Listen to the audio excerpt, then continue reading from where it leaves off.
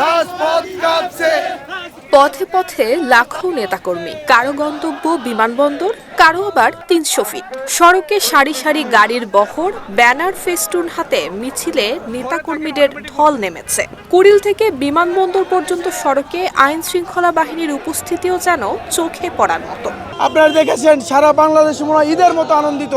গতকাল রাত থেকে এই ৩০০ ফিট থেকে শুরু করে এই রাস্তাঘাটে মানুষের লোকে লোকারণ্য। তারেক রহমানের কাছে আমরা দিতে চাই, আপনি আছেন, আপনার সাথে বাংলাদেশ 18 কোটি মানুষ আছে।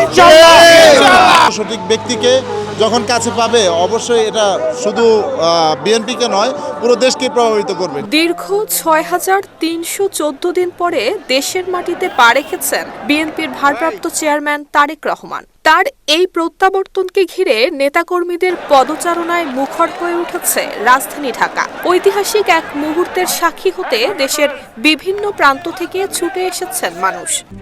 RICL TMX, যুগের পর যুগ স্থাপনা থাকে মজবুত।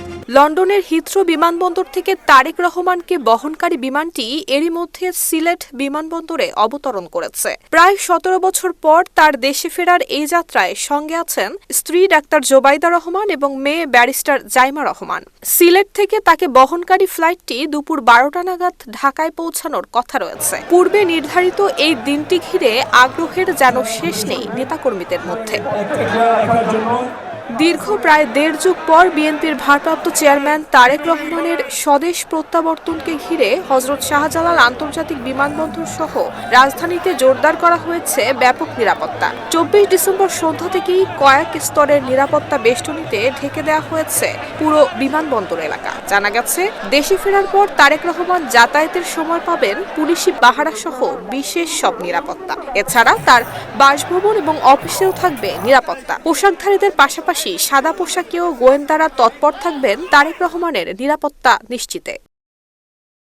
নুসরাত জাহান মেহেক, ঢাকা পোস্ট।